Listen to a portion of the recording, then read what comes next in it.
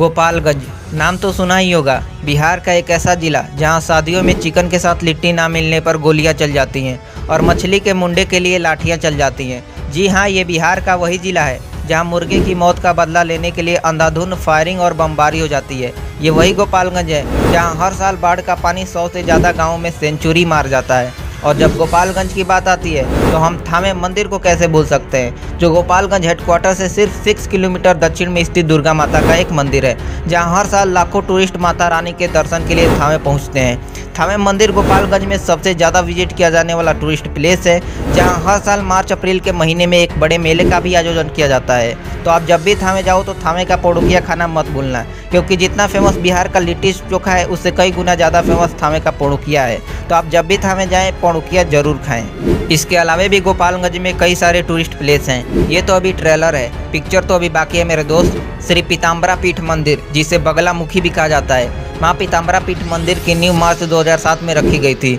जो 5 सालों में बनकर तैयार हुई। इस मंदिर की पॉपुलैरिटी का अंदाजा आप इस बात से लगा सकते हैं कि पहला माँ पीताम्बरा पीठ का मंदिर असम कामाख्या में स्थित है, दूसरा माँ पीताम्बरा पीठ का मंदिर दतिया मध्य प्रदेश में स्थित है, और तीसरा माँ पीताम्बरा पीठ का मंदिर, जिसे हम बगलामुखी के नाम से भी जानते हैं, गोपालगंज से 16 किलोमीटर दूर कुचायकोट के नया टोला में स्थित है। यहाँ भी लोग दूर दूर से दर्शन के लिए आते हैं। दिघवा दुबौली गोपालगंज से 40 किलोमीटर दक्षिण पूर्व में स्थित है, जहाँ पिरामिड के आकार के 2 टीले पाए गए थे। कहा जाता है कि ये टीले चेरो चाई की कृतियाँ हैं। यह चेरो से एक आदिवासी जाति है, लेकिन अब गंगा के दक्षिण के पहाड़ियों में निवास करती है। लोग पिरामिड को देखने के लिए इजिप्ट जाते हैं और हमारे गोपालगंज जिले में ही पिरामिड मौजूद है। यहाँ भी लोग दूर दूर से इन पिरामिड्स को देखने के लिए आते हैं। हुसेपुर गोपालगंज से लगभग 24 किलोमीटर उत्तर पश्चिम में स्थित है। ऐतिहासिक रूप से इस गांव का भी काफ़ी महत्व है, क्योंकि यहाँ हथुआ के महाराजाओं द्वारा बनाया गया किला मौजूद है। किले के पूर्व में 14 छोटे टीले हैं, जो उस स्थान को दर्शाते हैं जहाँ उस परिवार के एक सदस्य वसंत शाही की पत्नी ने अपने 13 दासियों के साथ मृत पति का सर गोद में पकड़कर आत्मदाह कर लिया था। हथुआ के परिवार के सदस्य आज भी उस टीले की पूजा करते हैं। लकड़ी दरगाह गोपालगंज हेडक्वार्टर से 14 किलोमीटर दूर स्थित है। जैसा कि नाम से पता चल रहा है, इसका नाम एक मुस्लिम मकबरे से लिया गया है। मकबरा शाह अर्जन नाम के एक मुसलमान संत का है, जो पटना के रहने वाले थे। ऐसा कहा जाता है कि वह उस जगह के एकांत से आकर्षित थे और उन्होंने 40 दिनों का एक चिला या धार्मिक चिंतन किया था। उन्होंने एक धार्मिक प्रतिष्ठान भी स्थापित किया, जिसे सम्राट औरंगजेब ने संपन्न किया। संत की पुण्यतिथि हर साल रबी उस्तानी की 11 तारीख को मनाई जाती है, जो एक बड़े भीड़ का आकर्षण बनती है।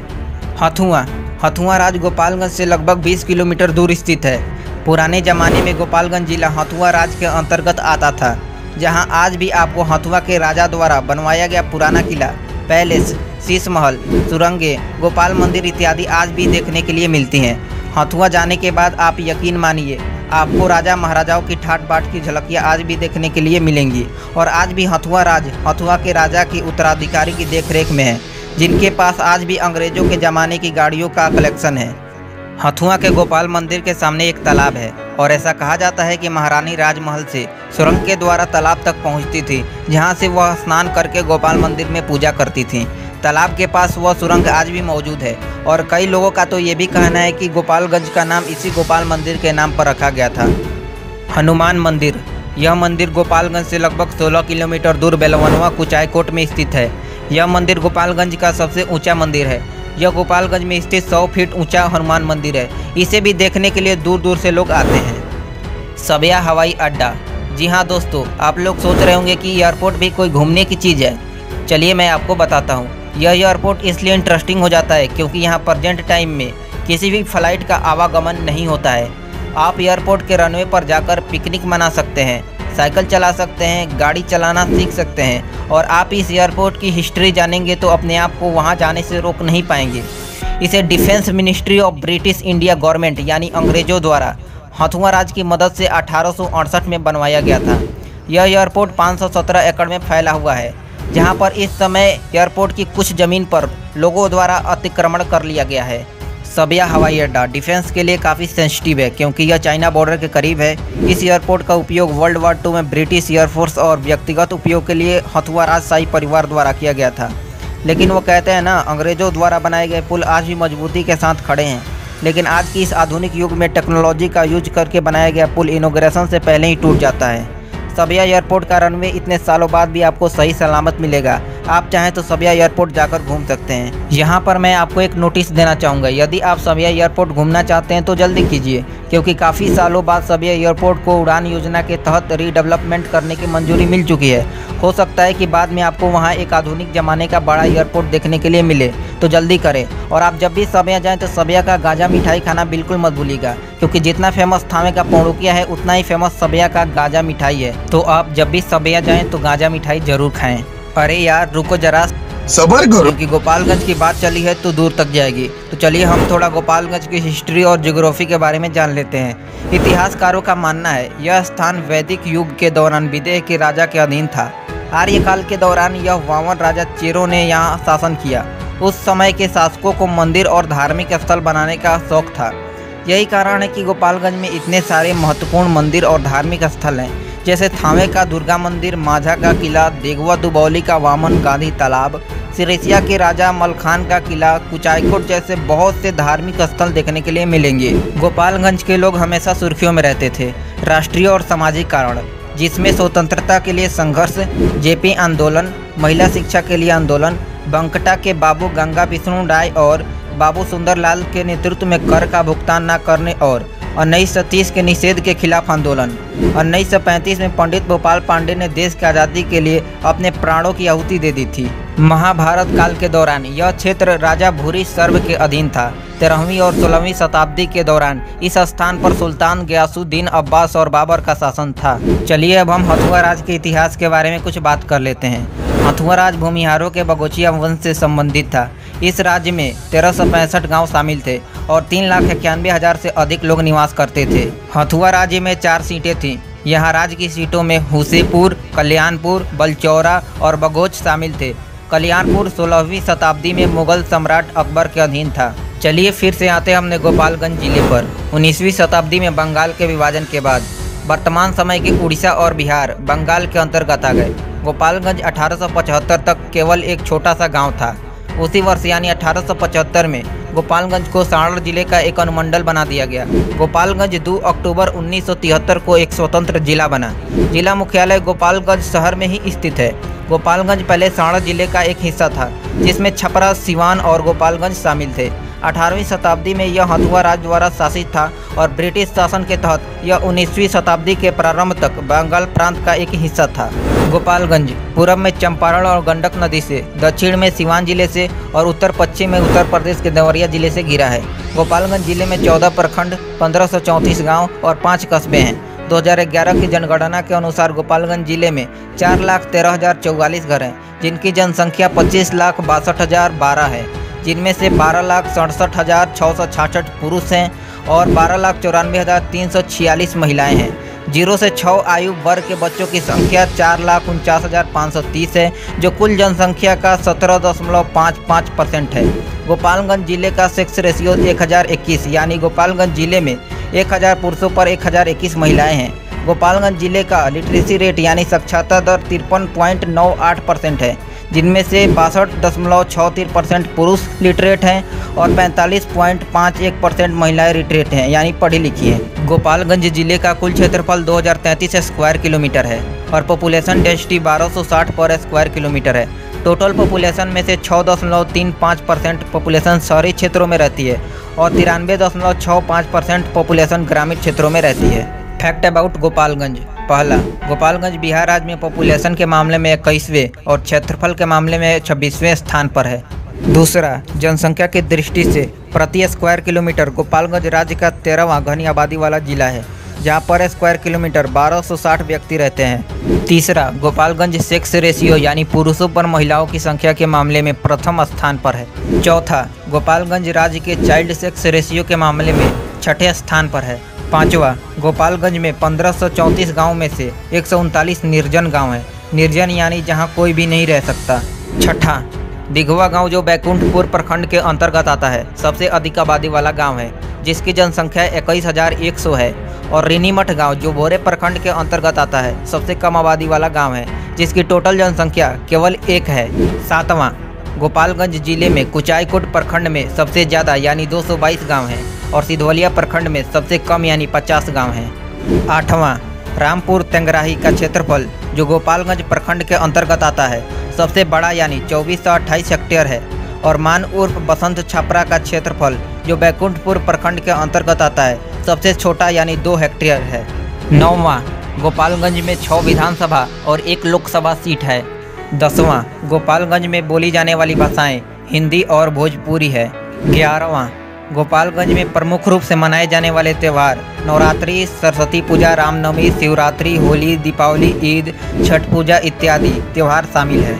गोपालगंज की पर कैपिटा इनकम यानी प्रति व्यक्ति आय 19,989 रुपये है। गोपालगंज का सोर्स ऑफ इनकम कृषि है जहां मुख्य रूप से धान, गेहूं, मक्का, सरसों, गन्ना, दलहन आदि की खेती की जाती है। इंडस्ट्री की बात की जाए तो गोपालगंज में sugar industries, vegetable oil, irrigation आदि हैं जो गोपालगंज, सासामूसा, सिधवलिया और हथुआ में स्थित हैं। दोस्तों, अब मैं जो आपको बताने वाला हूँ उसके लिए दिल को थाम के रखिएगा और ज़मीन को पकड़ के रखिएगा, क्योंकि ये सुनने के बाद हो सकता है आपके दिल की धड़कनें रुक सकती हैं और पैरों के नीचे से ज़मीन खिसक सकता है। 2006 में पंचायती राज मंत्रालय ने गोपालगंज को देश के 250 सबसे बैकवर्ड जिला की लिस्ट में गोपालगंज का भी नाम डाल दिया। इसका मतलब यह है कि बिहार के 38 जिलों में से गोपालगंज BRGF यानी backward regions grant fund program के तहत पैसा प्राप्त कर रहा है। BRGF प्रोग्राम में उन जिलों को शामिल किया जाता है जो इकोनॉमिकली रूप से बैकवर्ड होते हैं, पिछड़े होते हैं, गरीब होते हैं। जिन जिलों के पास इनकम का कोई सोर्स नहीं होता उन जिलों को इस प्रोग्राम में शामिल किया जाता है। इसका मतलब यह है कि गोपालगंज के पास कोई भी सोर्स ऑफ इनकम नहीं है। सेंट्रल गवर्नमेंट की तरफ से गोपालगंज को फंड आता है तब गोपालगंज के लोगों का गुजारा चलता है। और आप जब इकोनॉमी को देखने के लिए गोपालगंज की ऑफिशियल साइट पर जाएंगे तो वहाँ आपको कुछ खास नहीं मिलेगा, क्योंकि साइट पर आपको कुछ ऐसा दिखेगा ही नहीं जिससे आपको लगे गोपालगंज का भविष्य उजाले में है। क्योंकि ऐसे देखा जाए तो पिछले कई सालों में कोई भी नई इंडस्ट्री गोपालगंज में लगी ही नहीं है जिससे ये कहा जा सके कि गोपालगंज में डेवलपमेंट हुई है। जो पुराने शुगर मिल्स थे, जो बाकी सारी छोटी मोटी फैक्ट्रीज थी, वो पुराने ज़माने से ही चली आ रही हैं और पुरानी ही अभी तक पड़ी हुई हैं और उसमें से कई सारी बंद भी हैं। क्योंकि गोपालगंज की ऑफिशियल साइट पर कुछ सोर्स ऑफ इनकम के बारे में बताया गया है जो आपको भी सुनना चाहिए। पहला, जिसमें इन्होंने इंडस्ट्री के बारे में बताया है, जिसमें शुगर इंडस्ट्री, वेजिटेबल और इरिगेशन आदि शामिल है, जिसमें से कई सारी इंडस्ट्री बंद ही हैं और ये तो सारी जो फैक्ट्रीज हैं ये पुराने ज़माने से ही चली आ रही हैं। तो आप लोग ये देख सकते हैं कि गोपालगंज में कोई भी नई फैक्ट्री नहीं बैठी है, जो पुराने ज़माने से चली आ रही है वही है और नया डेवलपमेंट गोपालगंज में नहीं देखने के लिए मिला है। दूसरा, इन्होंने मार्केट के बारे में बताया है जो 2 मेजर मार्केट है, गोपालगंज और मीरगंज मार्केट। इकोनॉमी का इन्होंने सोर्स ऑफ इनकम इसे बताया है जो पुराने ज़माने से ये 2 मार्केट चली आ रही हैं, जैसा कि आप लोग भी जानते हैं। तीसरा सोर्स ऑफ इनकम इन्होंने बैंकिंग सेक्टर को बताया है, जिसमें वो सारे बैंक आ जाते हैं, central bank of India, SBI, सारे बैंक आ जाते हैं। तो आप लोग देख सकते हैं यही 3 जो मेजर पॉइंट है ये गोपालगंज की ऑफिशियल साइट पर दिए गए हैं। यही गोपालगंज के सोर्स ऑफ इनकम है, जिसमें आपको कुछ भी नया देखने के लिए नहीं मिलेगा। ये सारे पुराने ज़माने से ही चले आ रहे हैं और आप लोग इसमें कुछ नया नहीं देख पाओगे और गोपालगंज में कुछ नया डेवलपमेंट हुआ ही नहीं है।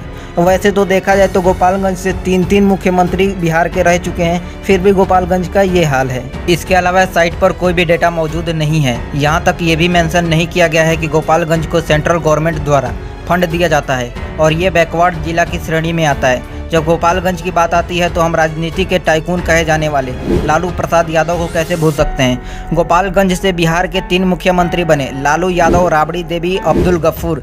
फिर भी इन लोगों के होम टाउन गृह जिला का ये हाल क्यों हो गया, जिसे फंड लेकर गुजारा चलाना पड़ रहा है। और तो और हमारे लालू यादव जी सेंट्रल गवर्नमेंट में रेल मंत्री भी रह चुके हैं, फिर भी गोपालगंज के ज़्यादातर लोग सीवान और गोरखपुर के रेलवे का इस्तेमाल करते हैं। जब इन मुख्यमंत्रियों के होम टाउन का ये हाल है तो बिहार के बाकी जिलों का क्या हाल होगा, हम सोच सकते हैं। अब तो लगता है इन जिलों की हालत सुधारने के लिए आम जनता को ही पटना विधानसभा के बाहर पकौड़े बेचने पड़ेंगे। चलिए अब हम गोपालगंज जिले के कुछ फेमस लोगों के बारे में जान लेते हैं। लालू यादव, राबड़ी देवी, तेजस्वी यादव, अब्दुल गफूर। इसमें से तेजस्वी यादव को छोड़कर ये सारे लोग बिहार के मुख्यमंत्री रह चुके हैं। राम दुलारी सिन्हा या फ्रीडम फाइटर पूर्व केंद्रीय मंत्री और केरल की राज्यपाल भी रह चुकी हैं। आप लोगों ने अमेजॉन प्राइम की फेमस वेब सीरीज मिर्ज़ापुर तो देखा ही होगा और हमारे कालीन भैया को तो जानते ही होंगे, जिनका असली नाम पंकज त्रिपाठी है, जो हमारे गोपालगंज जिले के रहने वाले हैं। आज पंकज त्रिपाठी बॉलीवुड के जाने माने स्टार हैं। प्रियंका सिंह यह एक भोजपुरी सिंगर हैं, जिनका सॉन्ग ज़्यादातर खेसारी लाल यादव की मूवी में आता है। अनु दुबे यह भी एक भोजपुरी सिंगर हैं जो ज़्यादातर भक्ति गाने गाती हैं। राधेश्याम रसिया यह भी एक भोजपुरी सिंगर हैं राधे श्याम रसिया जो 90s के ज़माने में भोजपुरी के सुपरस्टार थे, जो कि एक भोजपुरी सिंगर हैं, जो कुछ गलत आदतों के कारण अपने पॉपुलैरिटी को कायम नहीं रख पाए, लेकिन आज भी उनके फैंस उनको उतना ही पसंद करते हैं। आपने भोजपुरी का वो फेमस सॉन्ग लॉलीपॉप लागेलू सुना ही होगा, जिसे भोजपुरी के सुपरस्टार पवन सिंह ने गाया था। उस गाने के लेखक, जिनका नाम जाहिद अख्तर है, गोपालगंज के ही रहने वाले हैं। वो कहावत कहते हैं ना, एक बिहारी सब पे भारी। वेवल राम कलावन जो गोपालगंज जिले से ही है। वेवल राम कलावन जो सेशल्स के राष्ट्रपति बने हैं। वेवल राम कलावन के दादा बिहार के गोपालगंज जिले से थे, जो सेशल्स में जाकर बसे थे। उनके पोते यानी वेवल राम कलावन आज सेशल्स के राष्ट्रपति बने हैं। शिल्पी राघवानी गोपालगंज की अपकमिंग स्टार हैं, जो इंस्टाग्राम रील्स और बाकी सारे सोशल मीडिया प्लेटफॉर्म पर काफ़ी पॉपुलर हैं। अब इन्हें तो भोजपुरी फिल्मों से भी ऑफर आ रहे हैं और ये एल्बम सॉन्ग भी कर रही हैं। आपका इस वीडियो के बारे में क्या राय है, हमें कमेंट बॉक्स में ज़रूर बताएं। और अगला वीडियो आप किस जिला पर देखना चाहते हैं, ये भी हमें कमेंट बॉक्स में ज़रूर बताएं। वीडियो पसंद आए तो वीडियो को लाइक मारो, शेयर मारो और चैनल पर नए हो तो यार सब्सक्राइब मारो।